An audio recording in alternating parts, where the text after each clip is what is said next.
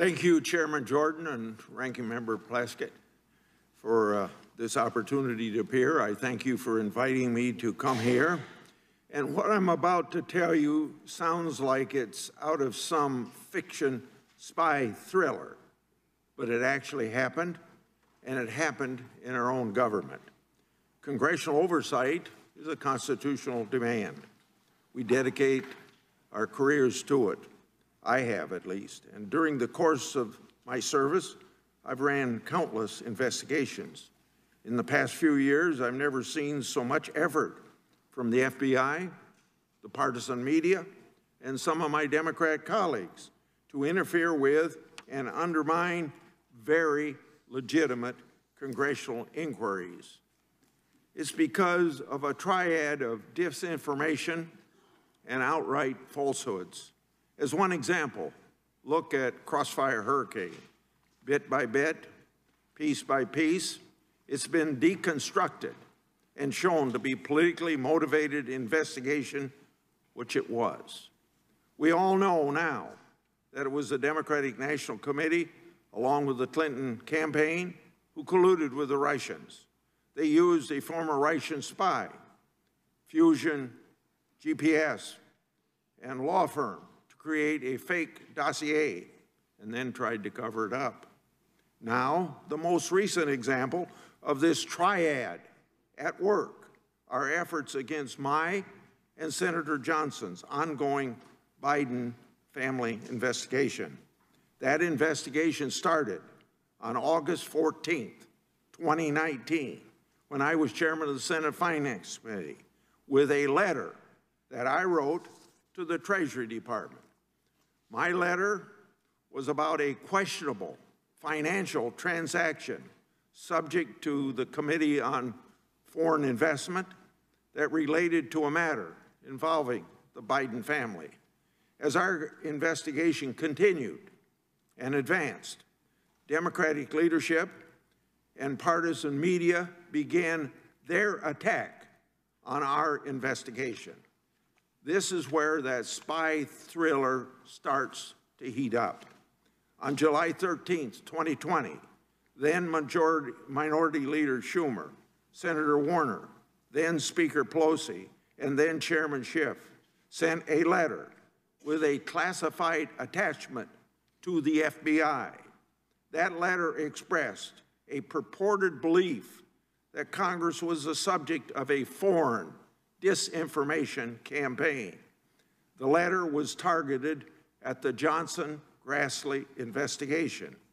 However, the classified attachment included unclassified element that attempted and failed to tie our work to a Russian agent named Andrei Derkach. Unsurprisingly, those unclassified elements were leaked to the press to support a false campaign accusing Senator Johnson of me of relying on material from a Russian agent and thus advancing Russian disinformation. Of course, it was pure nonsense that the irresponsible media portrayed this all as the truth. Guess what then? Chairman Schiff claimed without any evidence whatsoever that our oversight work was rooted in Russian disinformation. Of course, you know, he conveniently left out that our oversight work was actually rooted in official U.S. government and Obama administration records. Then, guess what? Senator Blumenthal also wrote an op-ed in the Washington Post accusing our investigation of, quote, perpetuating Russian disinformation in the U.S. Senate, end of quote. And then, guess what? Minority Leader Schumer and then Ranking Member Wyden tried to offer a resolution in the Senate disparaging our Biden investigation. They, in a sense, were basically calling us Russian stooges. Pretty simple. That violated Senate rules in their efforts and, of course, were appropriately shut down. On July the 16th, 2020, mere days after the July 13th letter. Then ranking members Wyden and Peters wrote a letter to me and Senator Johnson asking for a briefing from the FBI's Foreign Influence Task Force. Our staff and the ranking member's staff had already, now remember, we had already received a briefing March of 2020 that put the issue to rest. So why another briefing? The point being, there was no real purpose for another briefing, let alone a member-level briefing, other than to further undermine our investigation.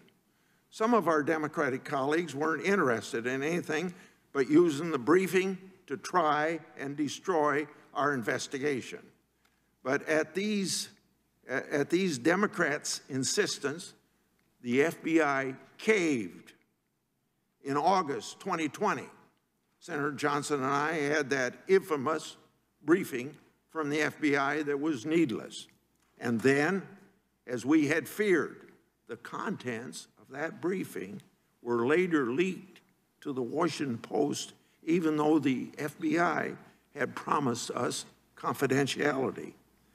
That leak outrageously and inaccurately connected that FBI briefing to our investigation in another effort to falsely label our good government oversight work as Russian disinformation.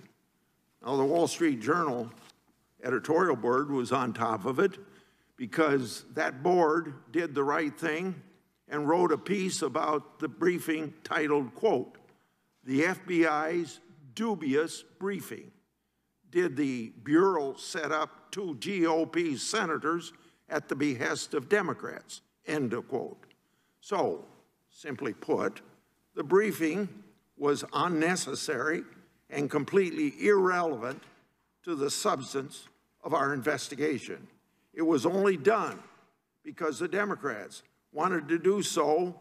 They could try and smear us, and the FBI wrongly did their bidding.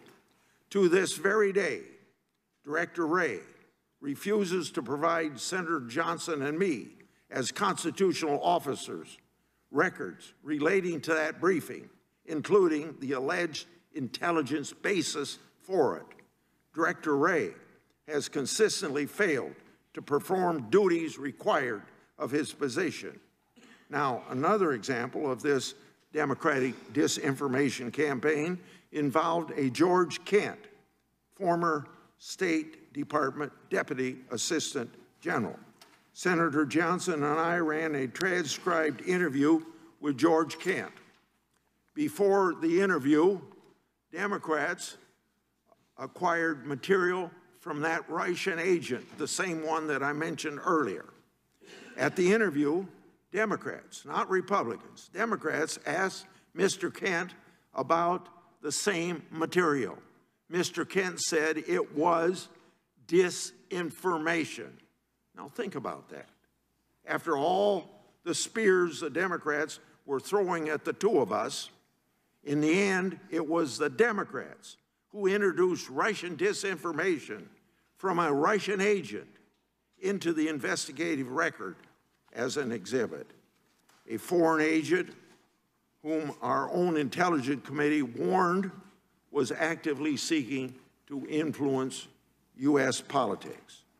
Not me or Senator Johnson, not our staff. It was the Democrats who inserted disinformation from the Russians into our official record.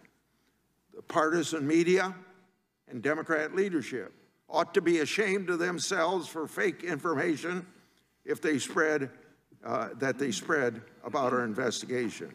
So in the end, they all failed to stop Senator Johnson and me. On August 23rd, 2020, Senator Johnson and I released our first Biden investigation report. Now, I know there's been a lot of talk in this town about Treasury records, and you ought to pursue them. In that 2020 report, we made public the contents of many Treasury records. But we didn't stop there. We issued another report, November 18th, 2020. Our report exposed extensive financial relationships between Hunter and James Biden and Chinese nationals connected to the communist regime.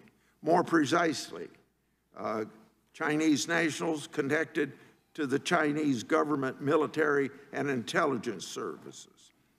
With the new Congress, of course, Senator Johnson and I transitioned to be ranking members. We hadn't forgot about what the triad of partisan media, FBI, and Democrats, and leadership did to us. So we don't stop. We did what any congressional investigator worth their salt would do.